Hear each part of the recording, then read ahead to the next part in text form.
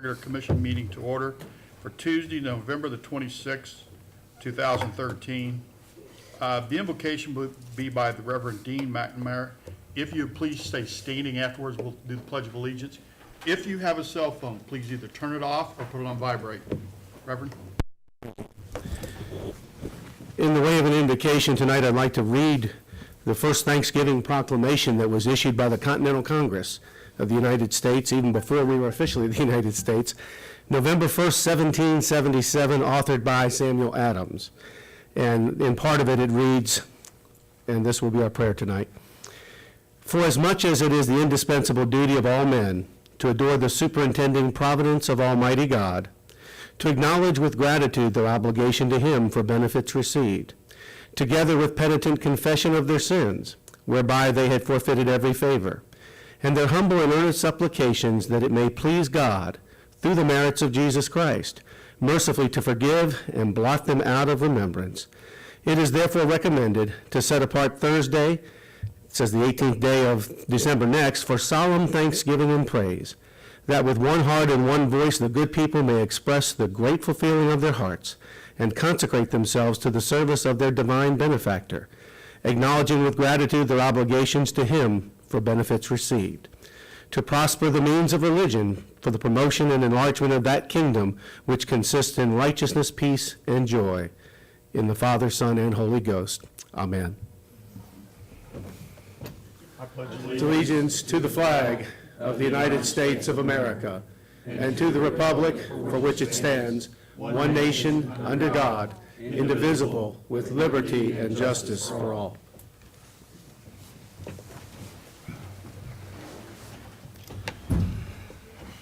Thank you, Reverend. Thank you. Okay, consent agenda items. Regular City Commission meeting minutes for Tuesday, November the 12th, 2013, and the 2013 appropriation ordinance AO 1321 for $4,982,624.56. Any questions, Commissioners? I have one question on, let's see, trying to see what page it is. Let me go back here. Page 2, there's a purchase of residential trash bins. It's not much, but I thought that was the responsibility of the contractor to provide those. Why are we purchasing residential trash bins? Those are trash bins that they were purchased through public service. I believe they're used in our parks. Okay, and that's not part of the contract? I don't believe so. We own the polys that are in the carts, or Okay, that all are in right. the parks. Okay, thank you. Any others? Move to approve the consent agenda as presented. Second.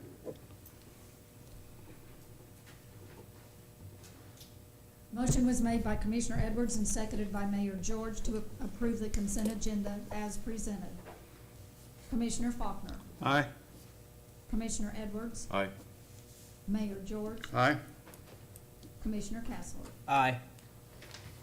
Regular agenda items, public hearings, special presentations, and proclamations. Next, we'll have a presentation by Senator Jeff King. Senator? Thank you, Mr. Mayor. I appreciate the opportunity to say hi to you. Paul's heard me give this presentation before, so you can zone out for the next 3 or 4 minutes if you want, Paul.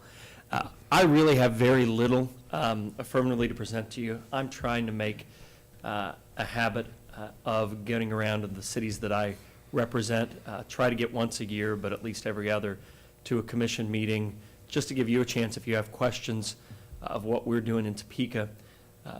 We like to make a habit of complaining about the federal government, and quite frankly, there's a whole lot to complain about, because they push mandates down on us and don't give us the money to pay for them.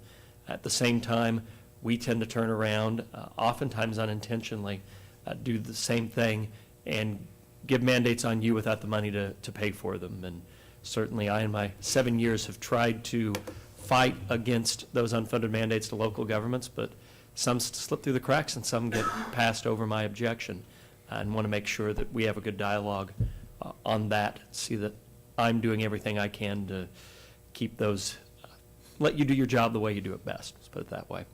The one issue I did want to affirmatively bring up, because I'm guessing you'd have questions about it even if I didn't, the Coffeyville Resources valuation dispute, nitrogen fertilizer plant. This issue gets brought up to me a lot because I have the privilege, and it really is a privilege, but of representing both of the major valuation disputes we have going on in the state right now with Ash Grove and Coffeyville Resources. And as this issue's gone on for a few years, to me, my objective in this has been to preserve the tax base of Neosho and Montgomery County to the greatest extent possible, while being fair to businesses and making sure that the way we do valuation in the state is as open, transparent, and fair as possible. What I've been working on primarily with Representative Jim Kelly, and we are going to be jointly sponsoring a bill on the next legislative session, is looking at a system of statewide assessment of complex property going forward. This would apply to roughly right around 32 to 35 entities in the state. Cement plants, refineries, ethanol plants are the most prevalent examples, but there are a couple others. And the idea of the statewide assessment is we would put the responsibility for assessing with the Kansas Department of Revenue, PVD, Property Valuation Division, instead of with the individual counties. By doing that, we'll save the counties money because just quite simply, the person that we hire as the county appraiser to appraise homes does not have the qualifications necessary to appraise a nitrogen fertilizer plant or a refinery or a cement plant, nor should they. I completely understand that. And as you know, right now, counties and local taxpayers are bearing the burden of the expense of going out and finding someone with those qualifications. We're going to do that at the statewide level, organized through PVD. They may have to go to outside sources, but we'll make sure that the same person is appraising all like property in the state. So the refinery here, the refinery in McPherson, the one in El Dorado would all be appraised centrally. Now, if counties and local units of government want to negotiate lower tax rates after the appraisal with the refineries in their county, they have the power to do that now. We're going to let you keep the power to do that. But one of the main arguments I've heard, and this has primarily been with Ash Grove, but I've heard it from Coffeyville Resources as well, is that like-minded facilities are appraised differently across the state. That, to me, is a fairness issue, and I would like to address that for the sake of making sure our local employers are on a level playing field with their competitors in the state, while still not jeopardizing local tax base. That bill's being drafted now. I envision it's going to be done in a couple weeks. We'll go through final edits, and it's my intention on pre-filing that bill before the next legislative session. One thing I want to make sure to note, and I know Paul and I have discussed this as well, because it's an important point. This is going to be dealing with prospective appraisals. Obviously, with Coffeyville Resources, we have a settlement through 2016, so hopefully, with the exception of 1 year. So hopefully, with that dispute, it would give a uniform appraisal that would be the foundation of any future issues or tax assessments with that entity. But any disputes for past assessment, this bill won't affect at all. We'll leave that to the Court of Tax Appeals and the higher courts. That is the main issue I wanted to present. There are many, many others. With Chief Celeste here, I've been very privileged and honored to be able to work with him. We have a couple bills looking at public safety issues next year, especially focused on some issues of drug abuse that we suffer from in southeast Kansas and that we specifically need to address for this part of the state. So with that, I'd be happy to take any questions you have. Questions? Do you have any? No. Are you familiar with Mark Levin's book, The Liberty Amendments? I'm not by name anyway. I would suggest that you read it. The synopsis of the book is that there's a lot wrong with our federal government. It's kind of become unmoored from the Constitution, and it's a list of suggested amendments. He's a constitutional attorney. He's argued cases in front of the Supreme Court, and the gist of it is the gist of the book is to use the state legislatures as a means to amend the Constitution and try to get the federal government back in line. I would strongly suggest that you get a copy of that book. It's I think it was released this past August, this most recent August, and it was on the New York Times bestseller list. What was the name of it again? The Liberty Amendments. Amendments? We'll have to do that, because I can tell you, I've been in this job either in the House or the Senate 7 years, and much more than any partisan issues, what I'm convinced of the most is, we listened to the Thanksgiving Proclamation of 1777 tonight. One of the greatest things our founding fathers did was design a federal system of government, because I think our states and local governments are the short and medium-term future of this country. And I'm very, very pleased and very optimistic about the things that many of our local units of government are doing, but it would sure be nice if Washington took that same approach. I would like to see it's going to be a necessity that our legislature be one of them that participates in this process if it's to be successful, because we know there are going to be some states that, California is not going to be part of the solution. Illinois is not going to be part of the solution, and so we need states like ours to step up to the plate and be a big player in the process. But it's going to require people like you that are in the ruling party in our legislature to kind of get the ball rolling and make sure that this happens. Well, I appreciate you bringing that to my attention. And not so much a question as more of a comment, possibly even a caution. When you start talking about uniform assessments, appraisals across the board for instance, refineries, you had mentioned local issues.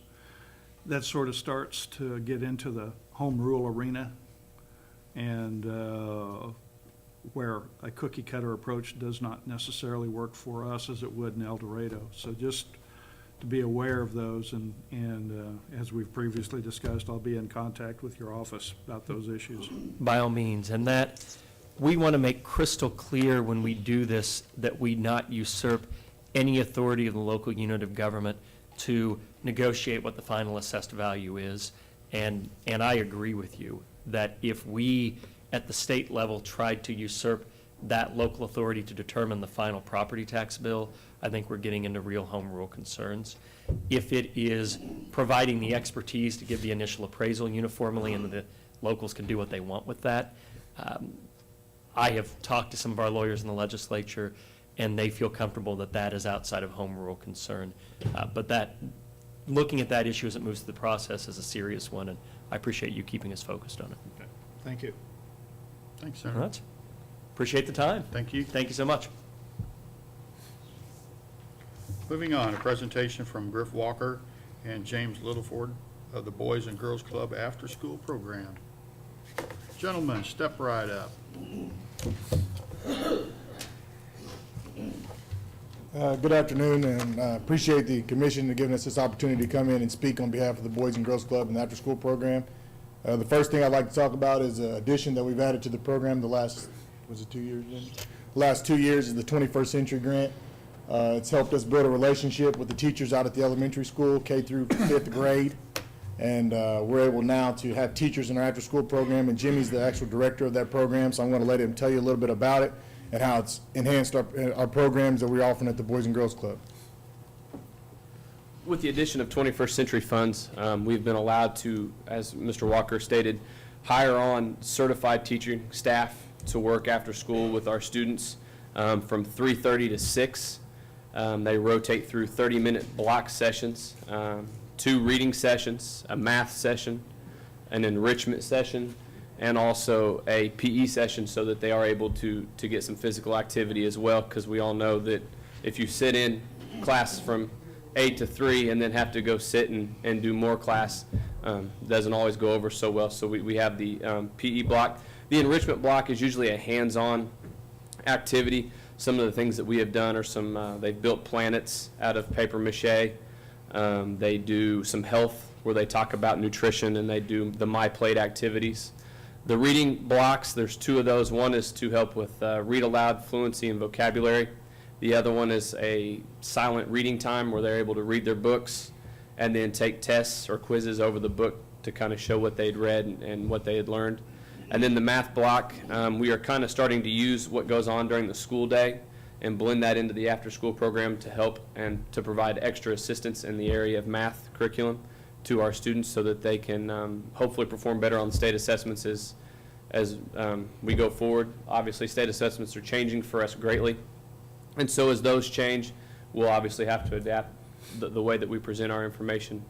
But that's the basic short of how the 21st Century Funds are being used to add academic components to the Boys and Girls Club after-school program. We do those Mondays through Thursday, and Friday is strictly Boys and Girls Club, and we run the academic blocks from 3:30 to 4, or 3:30 to 6, I apologize.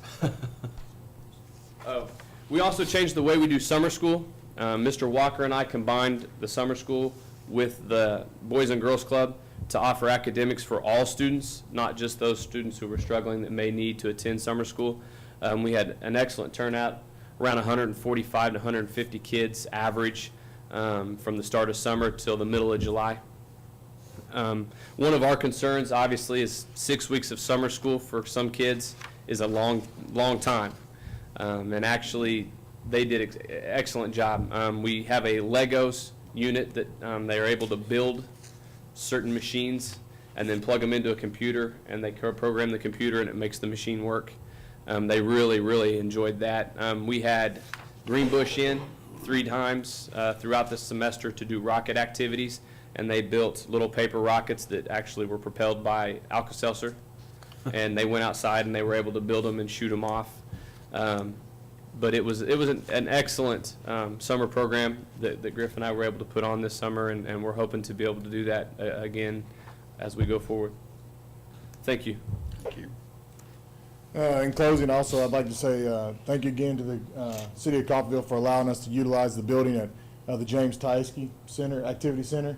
That's where most of our summer activities go on.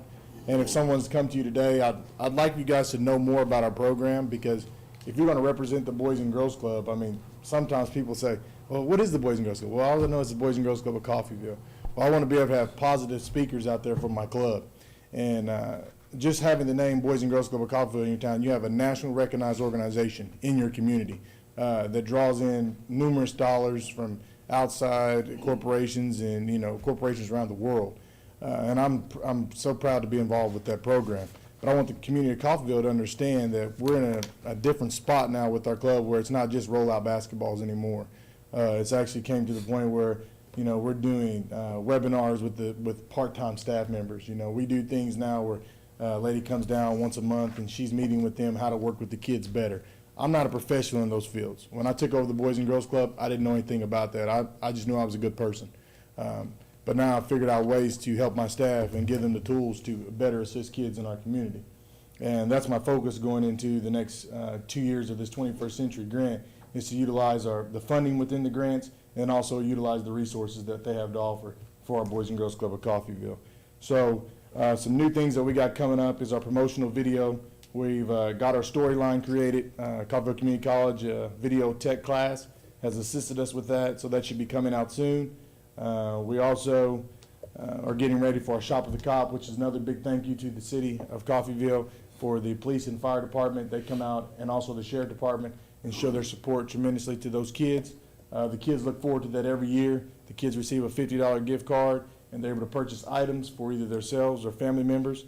Another thing is we got coming up is the OJP grant, which is through the Office of Justice program. And I wrote that grant, and it's pending right now, but we wrote it for $64,000. And the plan of that is to bring in some more staff, and also some staff like in PR and marketing and things like that, so our club can get our name out there. Because I don't think that I can do it by myself, and I'm willing to admit that I can't do it by myself. Another grant that we have right now, which is a tremendous program, is the AmeriCorps program. You may have seen those individuals downtown during the Spooktacular event. They were assisting signing up kids for the Imagination Library, which gives kids 1 free book per month from 0 to 5, I believe, which is awesome. But for those boys to be able to come down there and sign up, Kathy Shaw, she gave raving reviews on how the boys were paying attention, doing their job the entire time. Well, those individuals have to follow a strict criteria to stay qualified as an AmeriCorps member. They have to be enrolled in our college. They have to be in 24-hour credit hours. They have to be passing those 24 credit hours per semester. They receive a stipend per month, which is a living allowance of $444.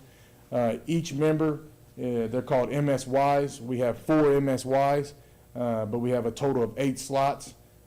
Each slot can only be, you can only allot $13,300 to each slot. So that's a tremendous grant that we have there. If you got 8 members that receive $13,000 worth of benefits from our community and then from the grant side as well. I'm hoping with this grant that I'm selecting college students that they can see a little bit more around Coffeyville and want to stay around Coffeyville, or maybe want to be more involved while they're here in their tenure at CCC College. So I think that's an awesome grant. We just submitted it today for year 2014 and 2015. We are reapplying for 8 members, or 8 slots.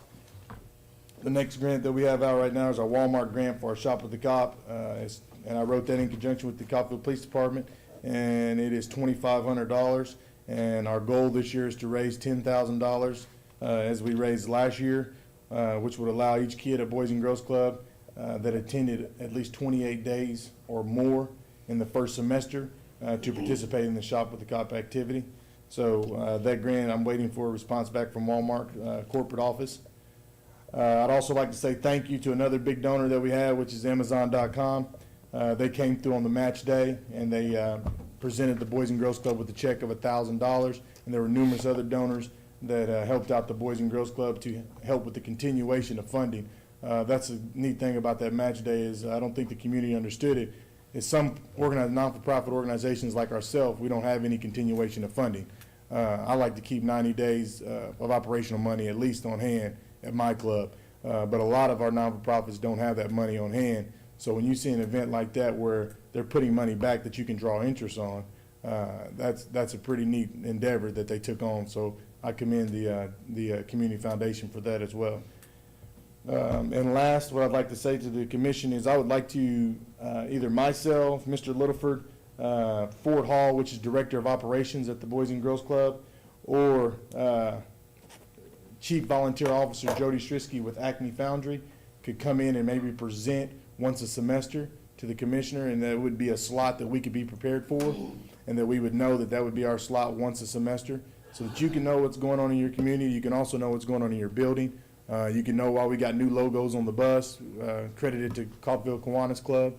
Those are the type of things that I need to keep you guys up in tune with, because you are providing a facility for us. And the more people that I have involved that are on the voyage of making the Boys and Girls Club a better place for Coffeyville, then more successful it'll be for our kids. So in closing, I'd like to ask that the commission and that, whoever's in charge, that we can put a spot together that our kids are number one for that part of the meeting, and that you're staying up to code or up to date on the information.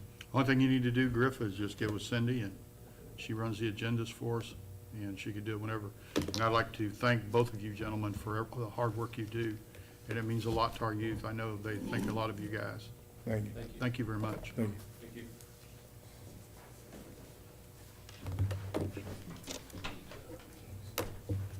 Comments from the public?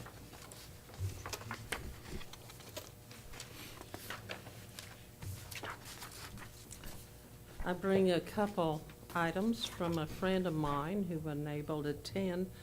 He said that since the railroad has worked on the crossing on Walnut, that it is very greatly appreciated and improved. The other item was that he said on South Willow, there were about 10 houses that he thought really needed to be torn down. They were in very bad shape. I'm going to tell you just a little bit about Boys and Girls Club Shop with a Cop, because I have been actively involved in that. One little girl stood in the line. She made her shopping tour. She came back. She looked at me and she said, "Are those bad cops?" I said, "Honey, I know there are bad cops some places in the world, but not here in Coffeyville. We have all good cops." And with that, she relaxed and was very happy. When you stop and think what may have been in her background, if the only uniformed person she saw was somebody that came to take somebody away from her house, or whether there was a crime there that she was aware of. That child was uptight until she and I had that little conversation. It's a great program. Thank you, Mary. Anybody else? And Mary, I do see on the current blight list we have, there are 3 houses down there on South Willow that are being looked at. I will tell you. Thank you very much. See where Chris is. Alec, you want to say something to us? Okay, Nothing? all right. Go ahead and say where Chris is. You can read that. I received a text message from Commissioner Williams' wife, and she just wanted to let everybody know that Chris is sorry that he can't be here, but there was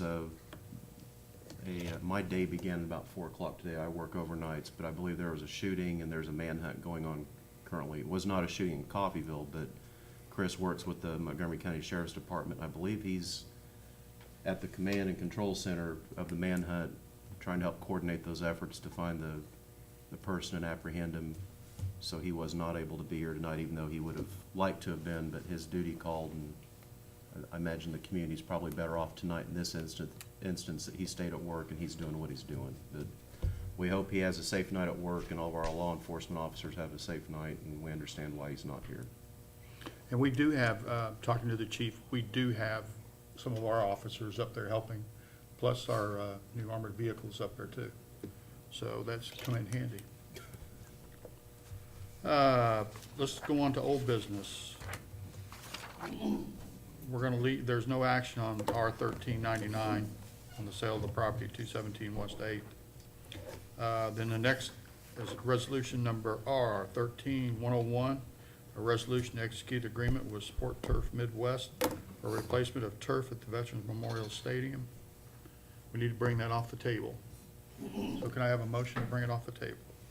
Move to take from the table resolution number R-13-101. Second. Motion was made by Commissioner Edwards and seconded by Mayor George to take from the table resolution number R-13-101. Commissioner Castler. Aye. Mayor George. Aye. Commissioner Faulkner. Aye. Commissioner Edwards. Aye. Next, we will hear from the city manager, Gary Bradley. Mayor and Commissioners, this topic was discussed at length at the last meeting, and you provided some additional information and given the opportunity as well to look at the products that were provided by the vendors. At the request of the commission, I did talk to athletic directors at schools that have, or institutions that have installed this turf in Missouri, Kansas, Nebraska. All of them had great things to say about the product, about the installer, and about the representative that they dealt with, Craig Schonk, the same one we'd be dealing with. And they all, when I asked them all why they selected that product over the other products that were out there, they all said the same thing, that they felt like they could get the most money, the most bang for their buck with the Sport Turf product, so. Okay. Does that answer your question, Jim? Have you had any communications with the lead entity at the stadium for maintenance, which is the college, about the maintenance issues at the stadium yet? We have had discussions, yes. Those discussions bear fruit, or were they just discussions? Is there at least a contingency plan in place to fix what needs to be fixed out there? My understanding is that the college has every intention of making the repairs out there that need to be made. So there's no specifics as far as what's going to be repaired or a timeframe? There has not been a revision to a maintenance agreement or a timeline established yet, no.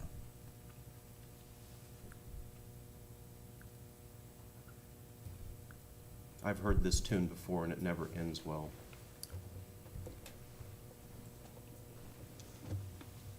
I agree that the turf needs to be replaced. In my mind, the turf itself is a maintenance issue. Sometimes you can't maintain something anymore and it needs to be replaced. And that's the point at which we find ourselves with the turf.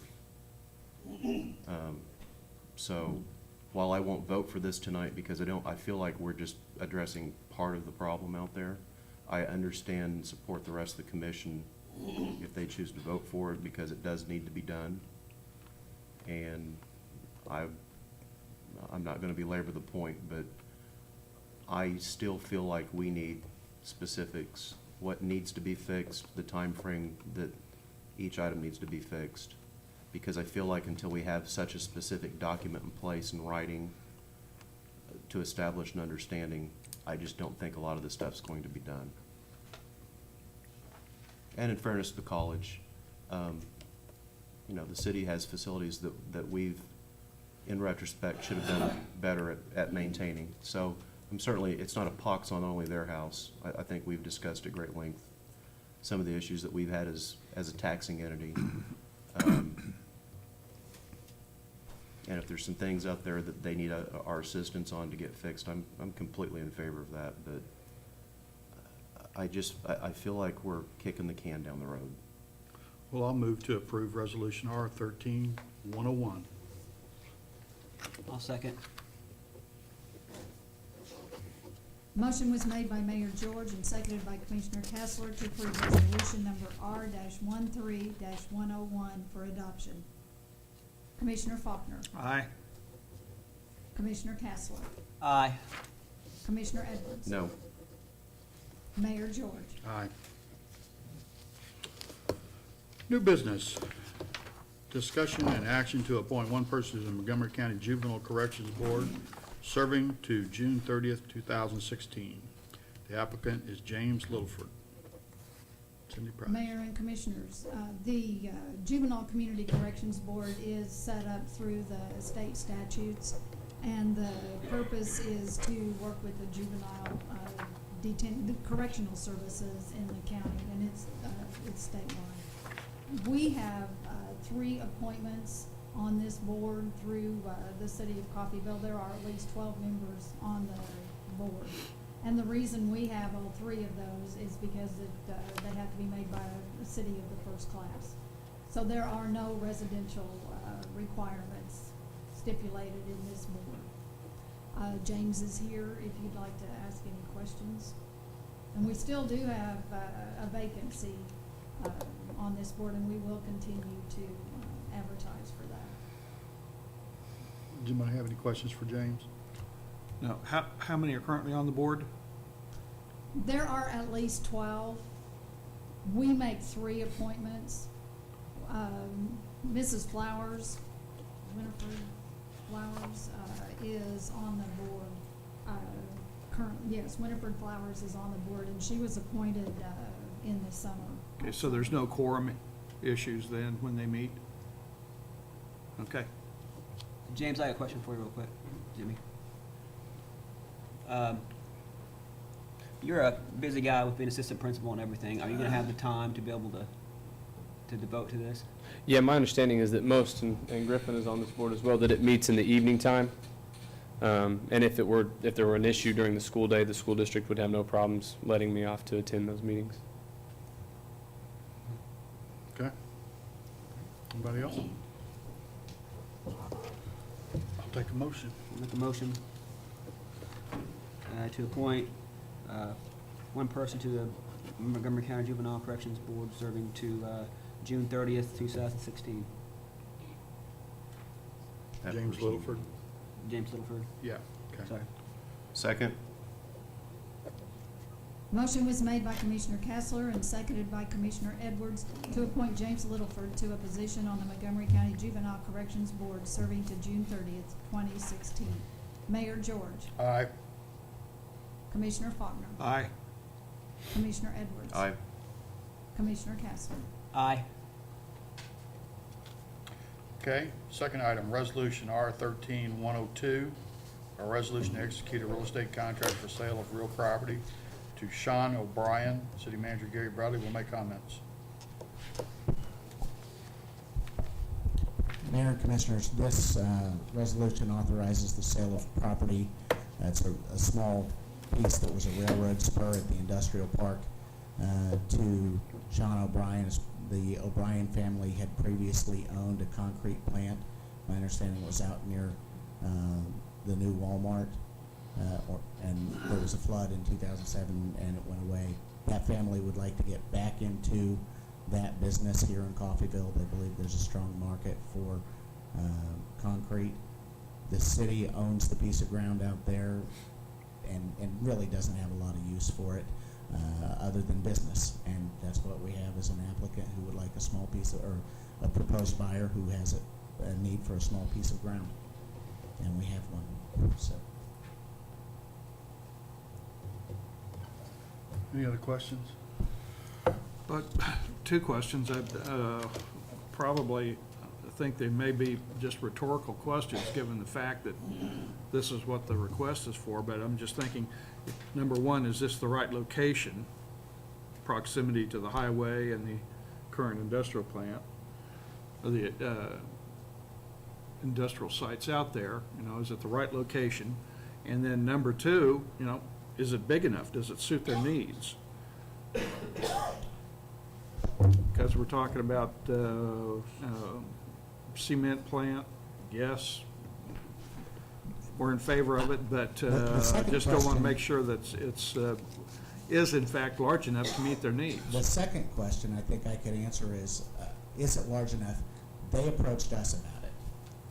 And I would think that the business would know what size piece of property they need. So Okay. I'll leave that as more of a rhetorical. One would presume that Okay. it meets their needs. The first question, is it the right location? I'm not sure there's a right answer. I don't think it's uncommon when you drive into a town to see a concrete plant as one of the first things you see coming in or one of the last things you see going out, because they're typically more on the outskirts. This one really is on the outskirts, but Coffeyville's a relatively small community, so it's not so far away that the cost of hauling the concrete is prohibitive. Okay, and are there any foreseeable environmental issues? No. From a compatibility standpoint, it's compatible to the adjacent uses and compatible with the uses that are even further away. I think part of it too maybe is they wanted be able to have a rail to bring sand and stuff in on. Well, that's certainly Cement. close. Yeah, It's right there. It's perfect for it. Okay, any other questions? Move to approve resolution number R-13-102 for adoption. And a second. Motion was made by Commissioner Edwards and seconded by Commissioner Faulkner to approve resolution number R-13-102 for adoption. Mayor George. Aye. Commissioner Castler. Aye. Commissioner Faulkner. Aye. Commissioner Edwards. Aye. Next item, ordinance number S 1307, the first reading of an ordinance to annex the property being sold to Sean O'Brien for construction of the concrete plant. Does everybody understand what that's for? Okay. Gary, we don't, Go ahead. I'll move to approve ordinance number S 1307 for first reading. I'll second. Motion was made by Mayor George and seconded by Commissioner Castler to approve ordinance number S-13-07 for first reading. Commissioner Edwards. Aye. Commissioner Castler. Aye. Mayor George. Aye. Commissioner Faulkner. Aye. Okay. Discussion to establish listing prices on 3 properties in the Coffeyville Rehabilitation Program. The man in the suit is Thomas Osborne. Do you wear that to work every day? I do not. Good evening, Mayor and Commissioners. Tonight, I come before you to discuss the listing of 3 of our housing rehab houses. That'd be 1109 West First, 1202 West 6th, and 1321 Hibbard. Over the past few years, the city has been working with KHRC rehabilitation grant, purchasing properties and rehabbing them and then putting them back on the market. At the beginning of this program, it was decided to use local realtors when they were completed, and so that's what we're looking at tonight. So far, the city has purchased and rehabbed 6 of these houses. 2 have been sold, and 1 is currently already on the market. Of the local realtors, there are 2 that have not yet received a house to sell. This would be Midwest Real Estate and George Realtors. Staff contacted them to perform market analyses on both 1202 West 6th and 1321 Hibbard. Midwest was the realtor selected for 1202 West 6th. They submitted a recommended list price of $45,000 to $60,000. And George Realtors was asked to submit a market analysis for 1321 Hibbard. Didn't give a recommendation, but they did send a comparative market analysis. For 1109 West First, we've brought this to your attention before. We've had it on the market for a little over a year now, I believe. It's gone through 2 6-month right-to-sell agreements with American Homes Realty. And we have reduced the price at least once. We sent out a RFP to all the local realtors. Of those local realtors, only 3 responded. Each of them for 6 months proposals for 6 months, exclusive right to sell, each of them at 6% commission. And they all suggested a reduction in price, again, another reduction. As far as recommendations go, 1109 West First, staff recommends selling the house for ourselves for 6 months, and then at which time, any other properties, if for say we don't sell it, any other properties that don't sell through the other 6 months agreements, we could combine them together and send them out for another RFP and see if we can get a reduced commission rate. And we would recommend a selling price at a reduction in price to $45,000. The 1321 Hibbard House, we recommend, again, contracting with George Realtors, 6 months exclusive right to sell, listing price of $65,000. And 1202 West 6th, we recommend Midwest Realty with a price of your guys' choosing. The recommendation was between $45,000 and $60,000. I'll be happy to answer any questions.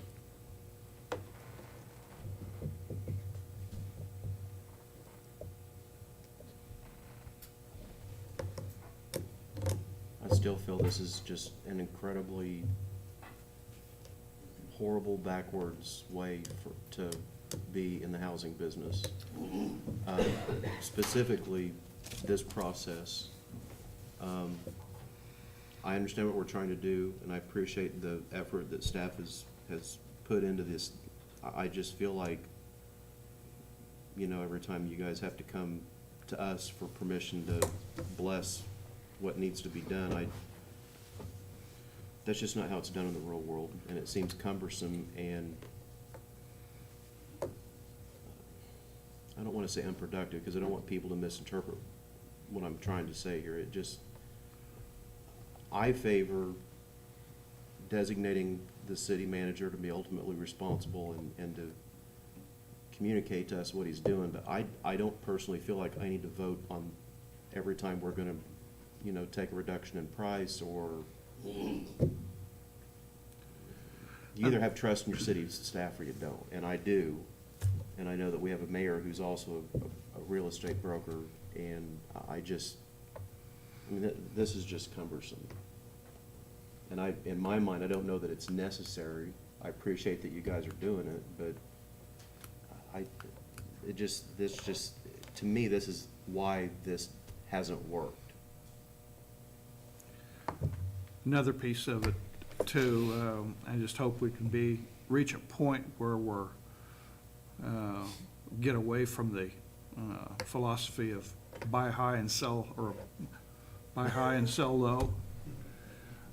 When we see how much we've got invested in these in the form of the KHRC grants, and that we're actually proposing to sell them below that level.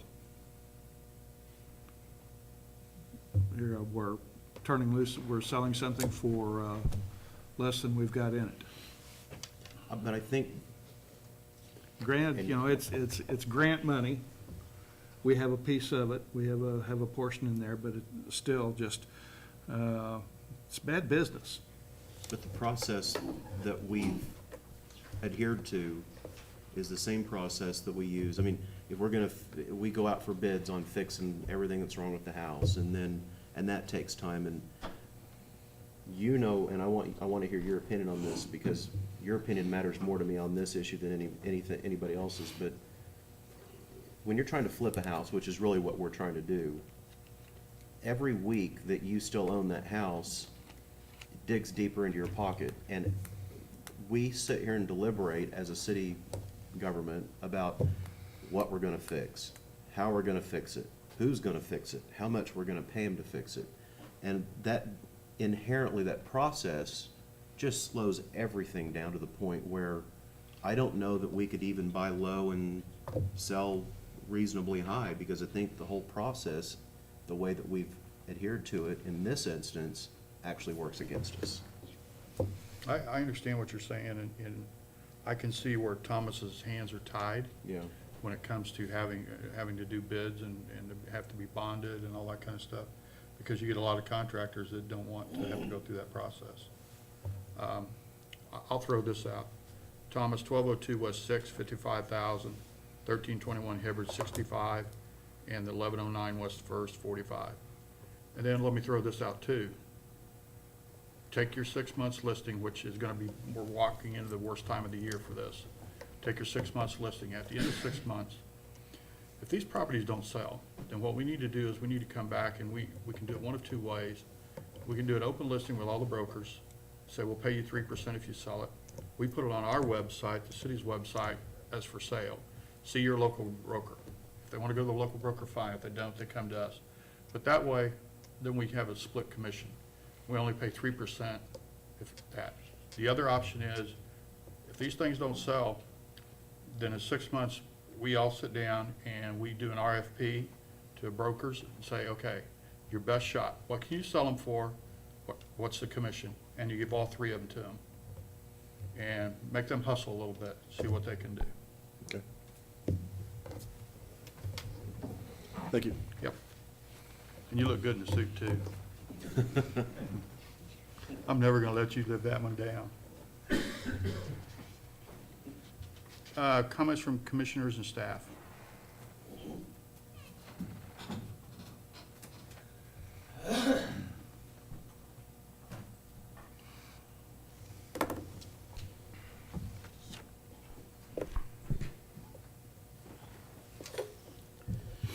Mayor, Commissioners, I did a little, I tried to get some quotes on what it would cost to do a cost of service study.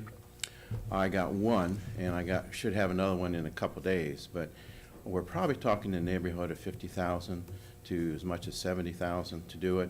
And it also depends on what it is you're going to ask them to do, because there's different levels of cost of service studies. So that would have to be defined. And I think the best way to do that is to go out for RFQs, interview these people, and then work out a cost. Okay. I'm fine with that.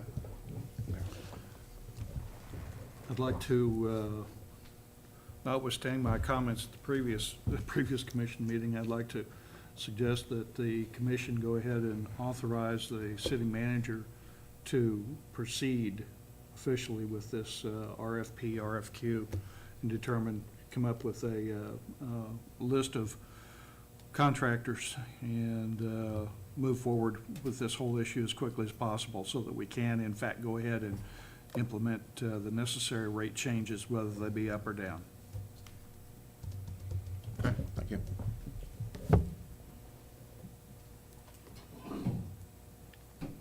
Any other staff? Mayor and Commissioners, I sent you an email giving you an update on several projects and where we're at with them, from the street projects to the traveling screen out of the intake for the water treatment plant. A lot of things. I do want to point out just a couple things publicly, remind everyone of the Christmas parade on the 6th at 6 o'clock here in downtown. It's, big event for the community, so we appreciate it if you can attend, and also encourage everyone else to attend. And remind each of you, I'm sure you don't need reminders, but remind each of you that the high school football team has advanced to the state championship for the first time in school history. Commend that team. I was supposed to say that. I would like to, well, I would commend the Just- team, and I didn't know you were supposed to say it. I'm the football fan here. I'm the mayor. He threw the mayor It's my card at you. school. It's my alumni. He played that card. Okay. You can say it after I'm done. But remind everyone to just continue to support the team.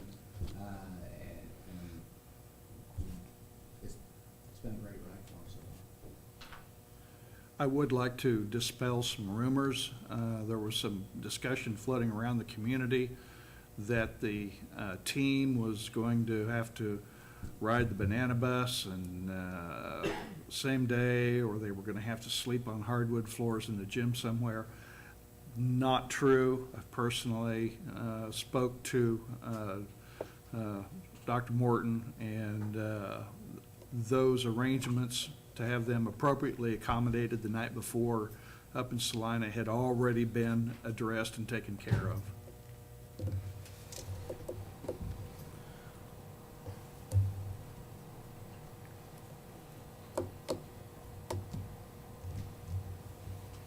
You got anything?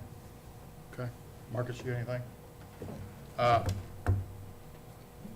want to congratulate the Golden Tornado football team. And I did see something on Facebook, the social media site, that said that they are leaving Friday at noon, and they will be going down 11th Street East, and they were asking everybody who could to line the streets to cheer them on. Like our city manager said, this is the first time in the history of this school that we have gone to the state playoffs championship game. The other thing is, I received, and I sent each one of you commissioners here just a minute ago, and I sent it to Gary. And I'd like for you to look at the email for the Airport Advisory Committee.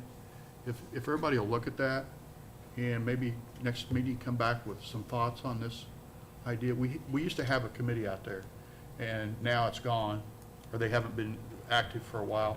And now that Bob is not there, the suggestion is that we reactivate this committee so they can look after the airport. If we got lights out or something, they can get hold of Scott or whoever has to go out there and change lights or whatever. So if you'll just look at this and, I know somebody we could appoint to that. yeah. So more of trustees. Yeah, and we've already got somebody who has asked to be on it, so. Any other comments from anybody? Do you want to talk about that, Alec? Not right now. Okay, okay. Chief, any updates? Not yet. Okay. Chief? Nothing? Okay. We will go into executive session. Let's take a 5-minute break, and we will come back here at about 8:15. Second? Motion is made by Mayor George and seconded by Commissioner Edwards to adjourn to executive session for discussion of the acquisition of real property to reconvene on or before 8:15 PM. And that will be followed by a foundation. Foundation meeting. All in favor? Aye.